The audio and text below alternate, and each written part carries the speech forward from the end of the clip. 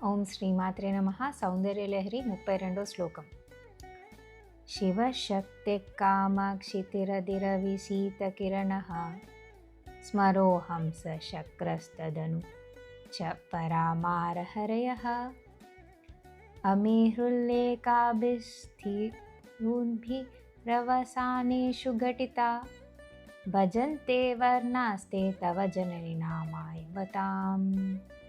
దీనికి అర్థం, అమ్మవారు ఇచ్చిన శ్రీ విద్యా తంత్రంలో శ్లోకం, ఈ పంచదశ మహామంత్ర శ్లోకం ఇది. ఓకేనా? దీంట్లో ఏంటంటే పంచదశ మహామంత్రం గురించి చెప్తుంది ఈ శ్లోకం. అంటే దీంట్లో 15 సిలబల్స్ ఉంటాయి, 3 కూటములు ఉంటాయి. ఫస్ట్ కూటము వాగ్భవ కూటం, సెకండ్ కూటం కామరాజ కూటం, థర్డ్ కూటం వచ్చేసి శక్తి కూటం. సో ఈ 3 కూటాలతో ఈ శ్లోకాన్ని ఆర్ ఈ మంత్రాన్ని తయారు చేశారు.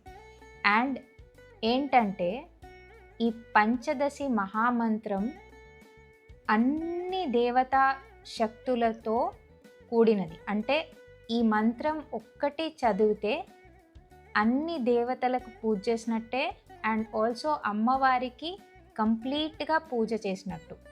సో ఇది చాలా చాలా పవర్ఫుల్ మంత్రం అని చెప్తారు శ్రీ విద్యా తంత్రంలో ఆర్ ఉపాసనలో. సో ఇది కరెక్ట్ అయిన గైడెన్స్తో గురువుతోనే చేయాలి. అండ్ ఒకవేళ మీకు అలా లేనప్పుడు ఈ శ్లోకమే చదువుకోవచ్చు. ఈ శ్లోకం చదివినా అదే ఎఫెక్ట్ ఇస్తుంది. అండ్ ఇది చాలా చాలా మీ లైఫ్ చేంజింగ్ మంత్రం ఇది. ఒకవేళ మీరు చేయగలిగితే చాలా వరకు మీ ప్రాబ్లమ్స్ కానీ, సమస్యలు కానీ, బిజినెస్ పరంగా కానీ ఎటువంటి ప్రాబ్లమ్స్ ఉన్నా ఈ మంత్రం చాలా చాలా హెల్ప్ఫుల్. అండ్ అమ్మవారిని చేరుకోవడానికి చాలా చాలా మంచి అవకాశం ఈ శ్లోకం చదవడం అండ్ ఈ మంత్రాన్ని ఉపాసన చేయడం. శ్రీమాత్రే నమః.